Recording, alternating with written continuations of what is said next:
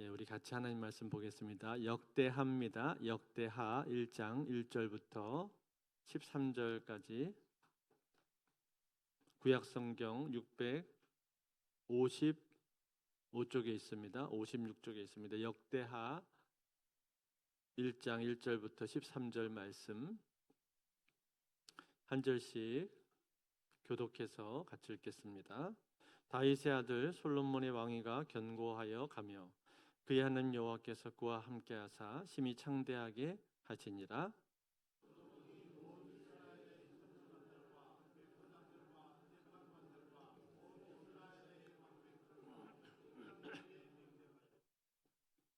솔로몬이 온 회중과 함께 기브온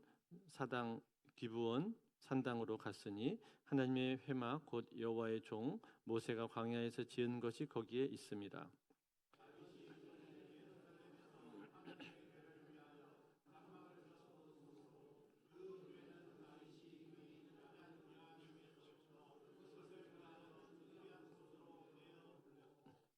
옛적에 훌의 손자 우리의 아들 부살렐이 지은 놋 제단은 여호와의 장막 앞에 있더라. 솔로몬이 회중과 더불어 나아가서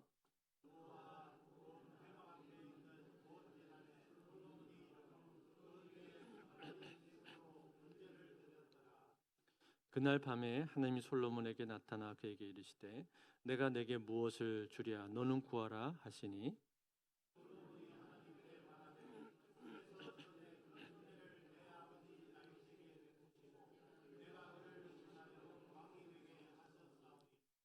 여호와 하나님이여 원하건대 주는 내 아버지 다윗에게 허락하신 것을 이제 굳게 하옵소서. 주께서 나를 땅의 티끌같이 많은 백성의 왕으로 삼으셨사오니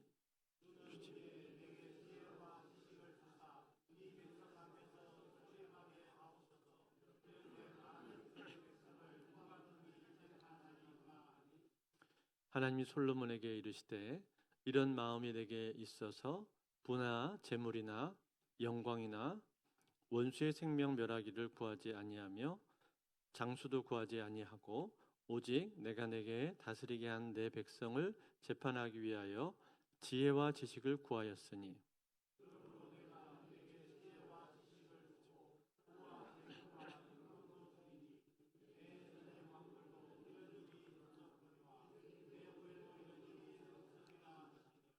같이 읽겠습니다.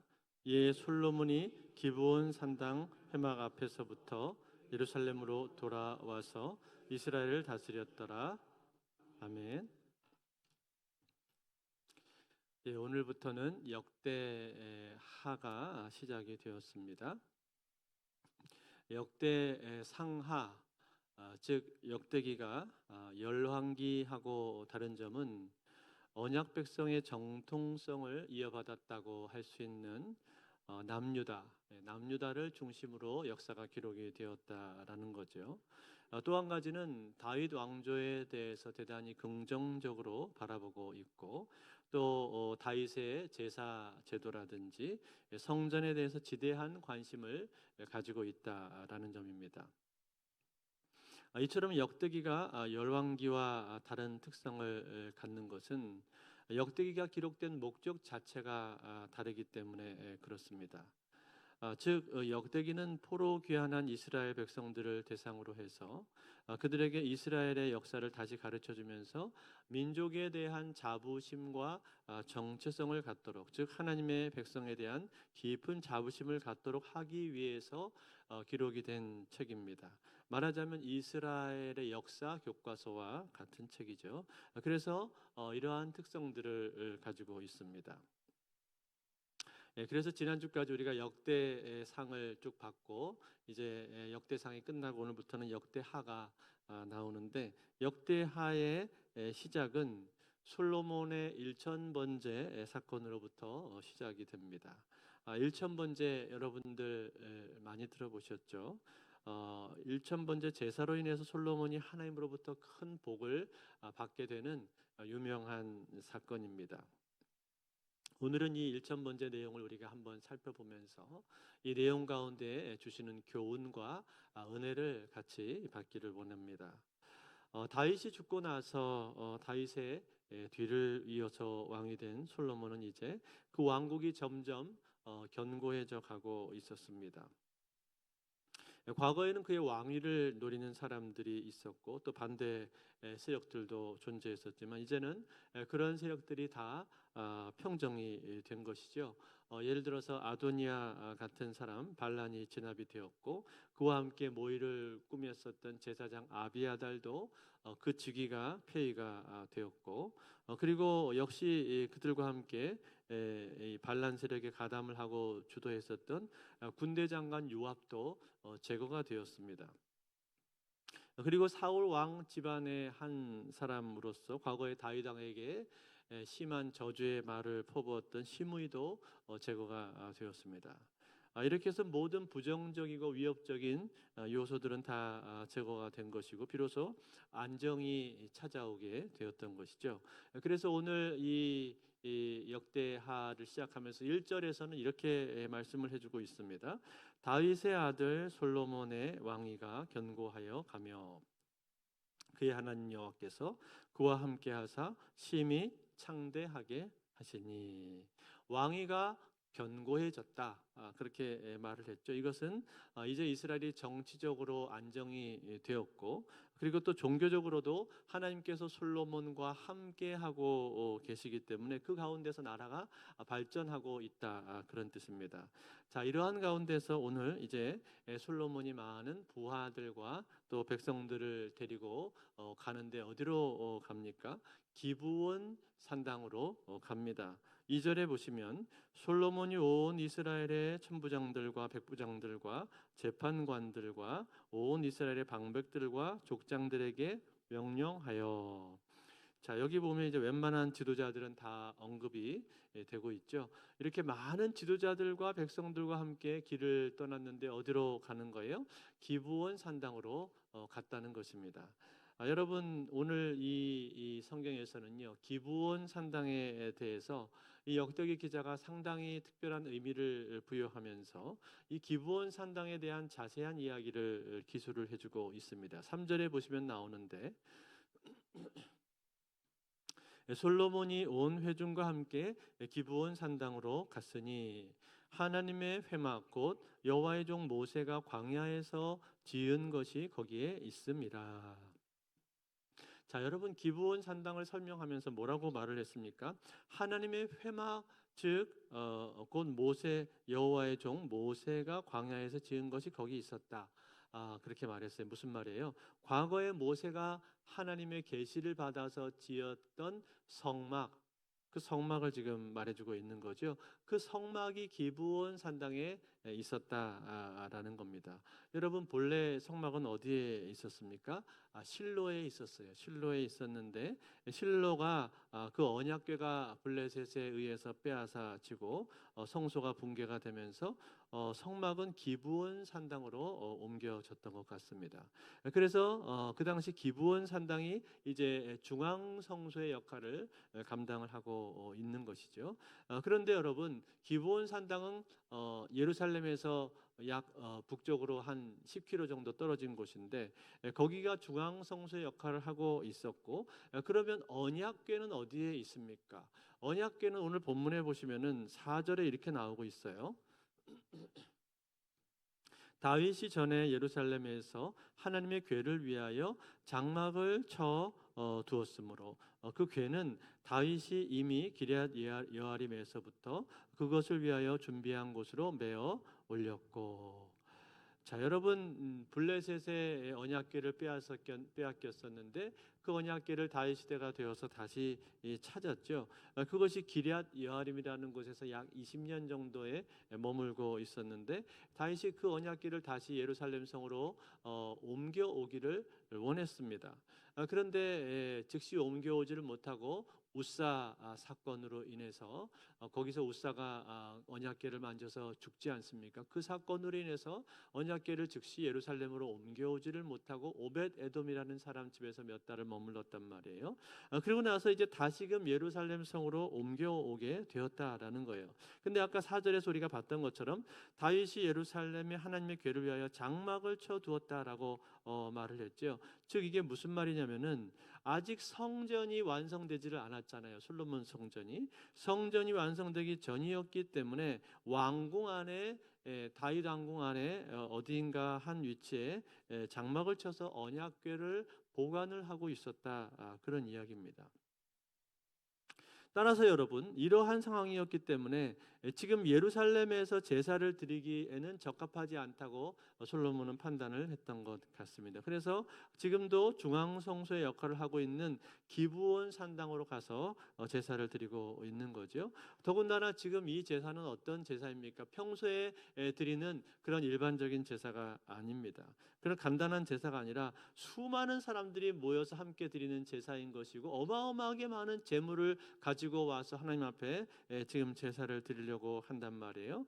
그러니까 이 제사를 위해서는 큰 제단이 필요했고 또 땅도 넓어야만 했습니다.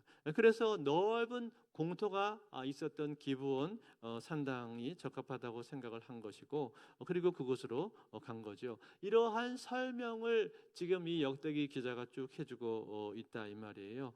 이처럼 여러분, 이 역대기 기자가 자세하게 기브온 산당에 대한 설명을 하고 있는 그 이유가 무엇입니까? 그것은 열왕기에 보면요, 열왕기 상에서는 산당에서 제사 드리는 예배를 상당히 부정적으로 묘사를 하고 있기 때문에 그렇습니다. 그렇지만 여러분, 여기 역대기에서는 이렇게 할 수밖에 없는 그 당시의 상황이 있었다고 말을 하고 있는 겁니다. 그렇게 기브온 산당이라는 곳에 대해서 그 당시 중앙성소 역할을 하고 있는 기브온 산당에 대해서 거기서 예배를 드릴 수밖에 없었던 그 이유와 상황을 설명을 하면서 솔로몬이 하나님 앞에 드리는 이 예배, 이 제사에 대해서 정당성을 그가 부여해주고 있다라는 겁니다. 자, 이렇게 해서 이제 솔로몬이 기브온 산당에서 제사를 드리게 되는데, 그 제사를 어떻게 드립니까? 오늘 6절에 보면은 솔로몬의 제사 드리는 모습이 이렇게 나옵니다. 같이 읽겠습니다. 6절 말씀 같이 읽습니다. 시작. 여호와 앞 곧 회막 앞에 있는 놋 제단이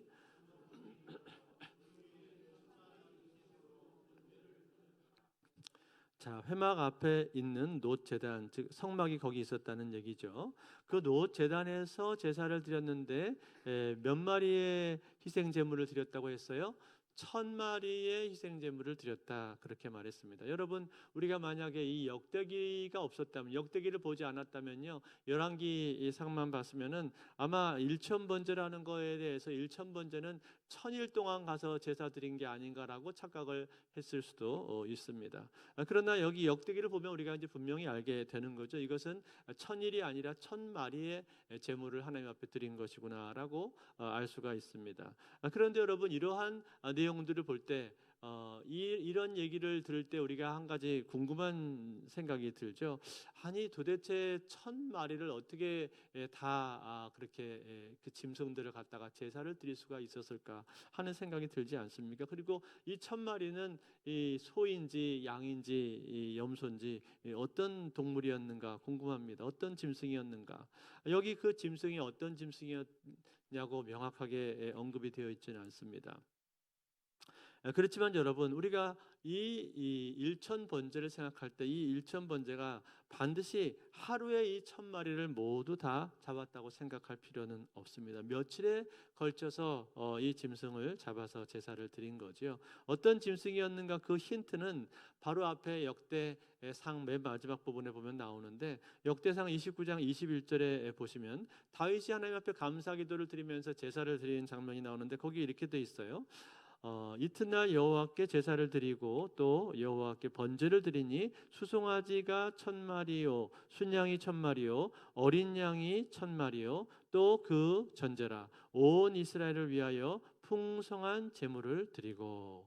자, 다윗이 제사를 드렸는데 어떻게 드렸습니까? 수송아지 1000마리, 순양 1000마리, 어린 양 1000마리 이렇게 드렸다는 거예요. 어마어마하게 많은 양의 제사를 드린 거죠. 그러니까 솔로몬도 이러한 짐승들을 다 합해서 아마도 1000마리를 드렸다라고 우리가 생각을 하면 될 것 같습니다. 그런데 그 솔로몬이 드린 제사가, 이 솔로몬의 제사는 꼭 솔로몬 혼자만의 제사라고 생각할 필요가 없습니다. 왜냐하면 지금 솔로몬 혼자 기브온 산당에 간 게 아니잖아요.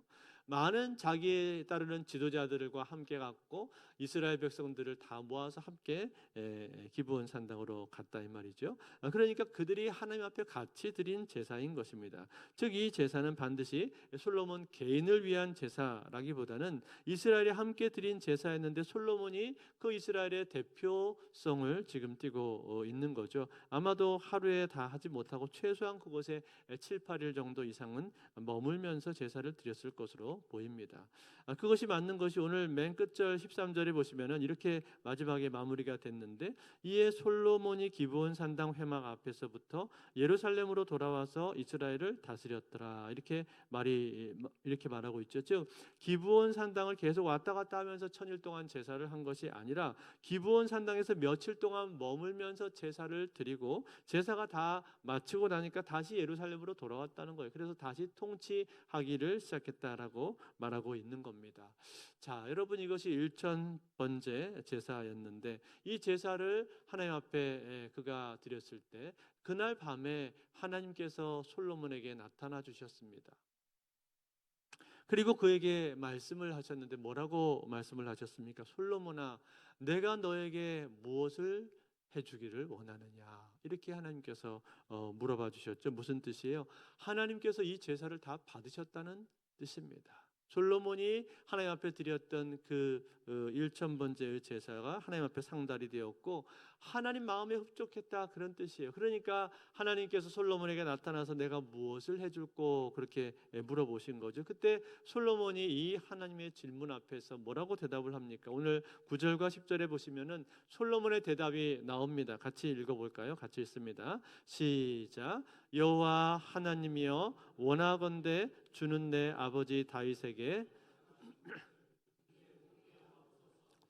주께서 나를 땅의 티끌같이 많은 백성의 왕으로 삼으셨사오니 주는 이제 내게 지혜와 지식을 주사 이 백성 앞에서 출입하게 하옵소서.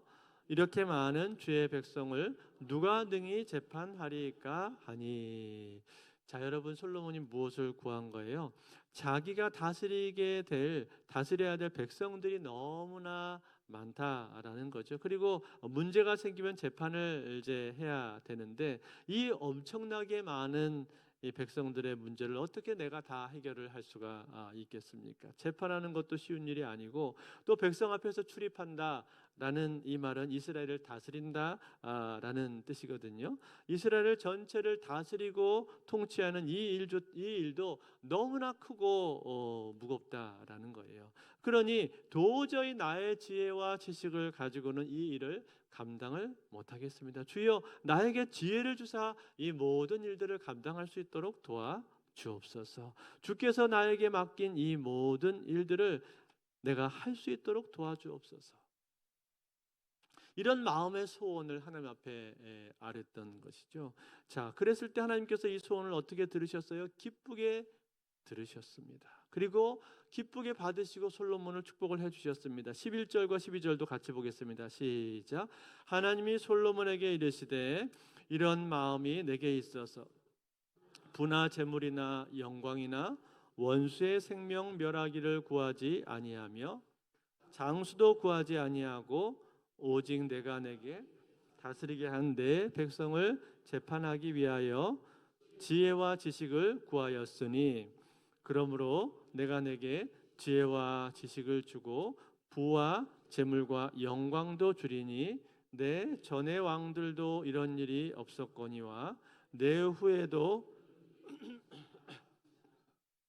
아멘. 자, 여러분, 하나님께서 뭐라고 말씀하셨습니까? 솔로몬아, 네가 재산이나 명예나 혹은 원수의 생명과 같은 것들을 나한테 구하지를 않고 내 백성을 잘 다스리고 재판을 하기 위해서 지혜를 구하였다. 그러니 잘하였도다. 내 마음에 합한 기도다. 내가 너에게 부와 명예와 영광까지도 다 주겠노라. 이렇게 말씀을 하시면서 솔로몬에게 지혜뿐만 아니라 부와 명예와 영광까지도 다 주신 것입니다. 놀라운 복을 솔로몬이 받게 되었던 거죠. 그래서 여러분, 역사상 솔로몬만큼 많은 황금을 가진 사람이 없었습니다. 또 역사상 솔로몬만큼 지혜로운 그런 사람도 없었습니다. 그는 잠언과 전도서와 아가서와 같은 뛰어난 지혜서들을 친히 기록을 했고, 또 그의 지식이라고 하는 것은 모든 식물과 동물과 우주의 법칙에 이르기까지 방대한 지식을 그가 가지고 있었고, 또 재판과 통치와 무역 등 모든 부분에서 탁월한 역량을 그는 발휘를 했습니다. 그처럼 뛰어난 지혜의 사람이 그가 되었다는 것입니다. 사랑하는 성도 여러분, 그렇다면 솔로몬은 어떻게 해서 이러한 복을 받을 수가 있었던 것입니까? 그가 하나님으로부터 이처럼 큰 복을 받게 된 이유가 무엇입니까? 그것은 그의 기도가 하나님의 마음에 합한 기도였기 때문에 그렇습니다. 왜 그의 기도가 하나님의 마음에 합한 기도입니까? 무엇이 그의 기도를 하나님 마음에 합하게 만들고 있는 거예요? 그것은 다른 것이 아닙니다. 그의 기도는 자기 자신을 위한 기도가 아니라 백성들을 위한 기도를 했기 때문에 그런 겁니다. 즉, 이 백성들을 어떻게 재판을 하며 어떻게 이 백성들을 다스릴 수가 있겠습니까? 주여 나에게 지혜를 주십시오라고 기도를 했는데, 이것은 자기의 개인적인 이익이나 자기의 명예나 자기 자신의 어떤 영달을 위한 기도가 아니었다라는 거예요. 그것이 아니라 하나님께서 자기 자신에게 맡겨주신 중요한 일이 있는데 그 일을 내가 어떻게 할 수 있겠냐라는 거죠. 즉, 사명을 위한 기도를 그가 지금 하고 있다라는 거예요. 사명을 감당하기 위해서 나에게 힘과 지혜를 주십시오. 하나님, 나에게 이 크고 막중한 사명을 주셨는데 내 힘으로는 도저히 이 일을 내가 감당할 수가 없습니다. 나를 좀 도와주십시오 라고 그렇게 요청을 하면서 사명을 위한 지혜를 그가 구하고 있다는 거예요. 결국 이것이 무엇입니까? 이것은 하나님의 나라와 그의 의를 구하고 있는 거 아닙니까? 예수님께서 기도에 대해서 말씀하시면서 뭐라고 말씀하셨습니까? 너희는 먼저 그의 나라와 그의 의를 구하라. 그리하면 어떻게 하신다고요? 이 모든 것을 너에게 더하시리라. 하나님께서 약속하셨잖아요. 먼저 그의 나라와 그의 의를 구하는 자에게 모든 것을 다 주시겠다고 약속하지 않으셨습니까? 그 기도를 지금 솔로몬이 하고 있는 것입니다. 솔로몬이 구한 기도라는 것은 하나님의 나라와 하나님의 의를 먼저 구하고 있다라는 거예요. 즉, 자기 자신의 어떠한 이익이나 자기를 위한 것이 아니라 백성을 위한 것이고 하나님의 나라를 위한 것이었기 때문에 이 기도가 하나님의 마음에 합한 기도가 된 것이고 하나님께서 이것을 기쁘게 받으신 것입니다. 그리고 그 솔로몬에게 몇 배, 몇십 배 아니 몇 백 배의 축복을 부어 주신 거예요. 사랑하는 성도 여러분, 그렇습니다. 우리가 하나님 앞에 기도할 때 하나님의 마음을 흡족하게 해서 하나님으로부터 복을 받는 그러한 기도를 하기를 원하십니까? 그렇다면 여러분, 하나님의 나라를 먼저 구하십시오. 내 기도, 나의 유익, 나를 위한 어떤 기도를 내가 먼저 하기 전에, 내 것을 구하기 전에 먼저 하나님의 것을 구하실 수 있기를 바랍니다. 하나님께서 기뻐하실 만한 것을 찾아서 구하십시오. 사명을 위해서 기도하시고 사역을 위해서 기도하시고 하나님의 나라를 위해서 기도하십시오. 교회를 위해서 기도하십시오. 그러면 하나님께서는 하나님의 나라를 먼저 찾는 자에게 반드시 약속한 복을 주실 줄로 믿습니다. 그런데 여러분, 오늘 이 솔로몬이 일천번제를 드렸잖아요. 그렇다면 여러분, 이 일천번제는 뭡니까? 이것은 아무런 효과가 없는 것입니까? 그렇지 않죠. 일천 번제를 드렸기 때문에 하나님께서 솔로몬에게 내가 너에게 무엇을 해줄까라고 물으신 거 아니에요?